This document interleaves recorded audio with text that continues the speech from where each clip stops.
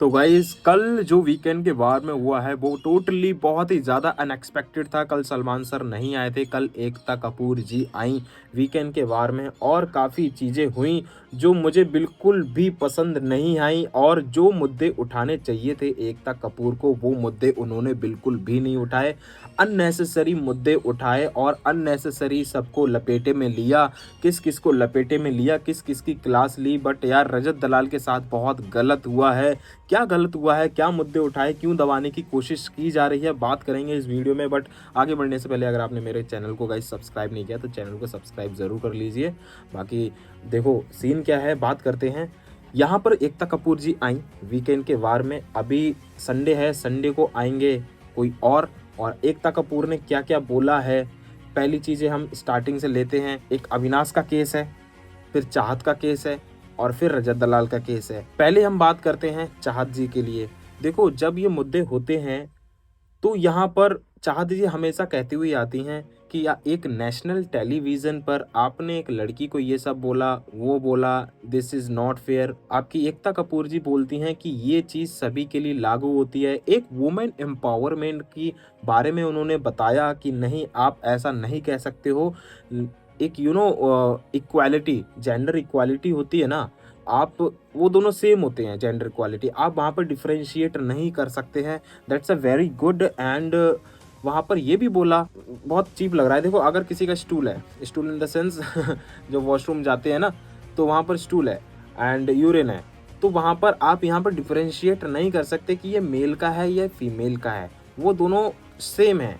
और चाहत को बोला कि अगर आप जाएंगे भी तो आप जब सामने मिलेगी ना वो चीज़ तो आप पीछे हटेंगे जस्ट बिकॉज ऑफ स्मेल आएगी। तो वहाँ पर ये चीज़ उन्होंने बिल्कुल कट टू कट बात की और क्लेरिफाई किया।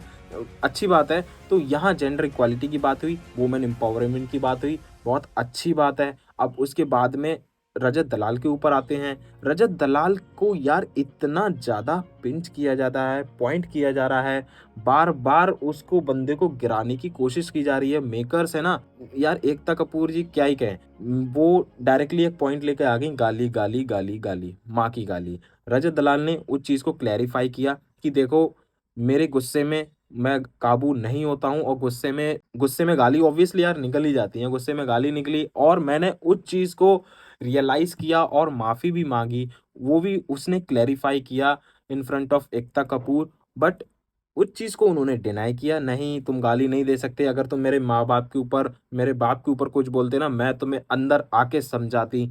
और विवियन की भी अलग ही सीन था। विवियन, वो बंदे के अंदर थोड़ा-सा एटीट्यूड है, मैच्योरिटी अलग दिखती है, बट एक एटीट्यूड भी है वो अब अलग निकल के आ रहा है जस्ट बिकॉज़ ऑफ वो जब से टाइम गॉड बना है।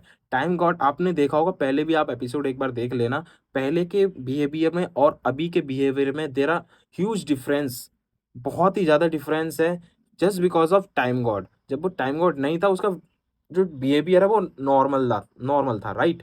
एंड जब से वो टाइम गॉड बना, बहुत एटीट्यूड में रहता है, किसी से सही से बात नहीं करता है। तो इस चीज़ के बारे में भी बोला, सभी से पूछा, काफ़ी ज़्यादा पॉइंट आउट किया। और इनके प्रीवियस जो भी इनके वर्क है, वर्क को लेकर ये एटीट्यूड दिखाते हैं कि मुझे ज़्यादा काम आता है। एकता कपूर ने बोला, काम मैंने दिया है तुम्हें, मैं लेके आई हूँ, तुम्हारी इमेज मैंने बनाई है। तो ये सब सही चीज़ें थी। बट दो द मोस्ट इम्पोर्टेंट थिंग ये है, सबसे ज़्यादा जो मुझे वाहियात लगी, वो यही लगी, जो मुद्दा उठाना चाहिए था एकता कपूर को वो उन्होंने नहीं उठाया। कौन-सा मुद्दा है? आपने देखा होगा जब टाइम गॉड का एक टास्क चल रहा था, उस टास्क में रजत दलाल और एलिस के बीच में एक चीज़ हुई थी। एक पुश वाला सीन हुआ था, चेस्ट वाला। जहाँ पर एलिस कहती हुई नज़र आ रही थी कि मैं एक वुमन हूँ और मैं कुछ भी कर सकती हूँ।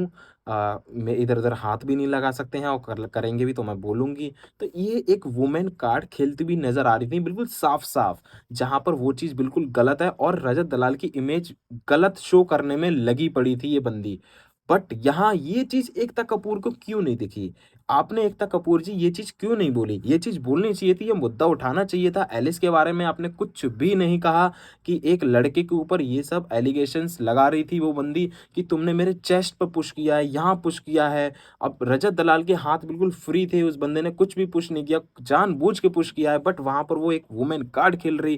भाई ये चीज़ तो गलत है। बंदा यार सही कहता है, ये सारे एक्टर एक तरफ है, मुझे एक्टिंग नहीं आती, मैं अलग हूँ भाई, अलग हूँ। सीरियसली बंदा अलग है। और कोई भी इन्फ्लुएंसर सही भाई, इन्फ्लुएंसर जब जाता है ना, उसकी ऐसी-तैसी होनी होती है, क्योंकि ये लोग टीआरपी ले लेते हैं इन्फ्लुएंसर से। एट द एंड क्या करते हैं, ये बंदे को निकाल देते हैं। जैसा कटारिया के साथ में हुआ, कटारिया को निचोड़ दिया था लास्ट एपिसोड तक, कितनी क्या-क्या नहीं किया इन्होंने, एट द एंड उसको निकाल दिया ना। ऐसे ही यहाँ हो रहा है, रजत दलाल की इमेज भाई गलत बनाई जा रही है और रजत दलाल के उससे टीआरपी ले रहे हैं। तो भैया बहुत ज़्यादा बाइसनेस हो रही है। कोई कुछ नहीं कह रहा है, एलिस के लिए एलिस को आगे पुश किया जा रहा है, विवियन को आगे पुश किया जा रहा है। बट रजत दलाल के लिए एक ही मैं सजेस्ट करना चाहूँगा चीज़ें, कि भाई थोड़ा-सा हर चीज़ गरमा-गरमी में चीज़ें नहीं होती हैं। थोड़ा एक मेंटली तौर पर एक मैच्योर पर्सन की तरीके से एक डिसीज़न लिए जाते हैं, वो आप डिसीज़न लीजिए। अब थोड़ा-सा आप अपने गेम में चेंजमेंट करिए, अदरवाइज़ आपकी इमेज बहुत गलत बन जाएगी। वो ठीक है, आपके फैन्स वगैरह सभी पसंद कर रहे हैं, तो अच्छी चीज़ों में ही आप चीज़ें ज़्यादा इन्वॉल्वमेंट रखिए। बाकी मेरी तरफ से यही था। और गाइज़, अगर आपने चैनल को सब्सक्राइब नहीं किया, और चैनल को सब्सक्राइब ज़रूर कर लेना। एंड आपके जो जितने भी अभी कंटेस्टेंट अंदर हैं, इन सब के बारे में आपकी क्या राय है? कमेंट करके ज़रूर बताना। बाकी मिलेंगे नेक्स्ट वीडियो में।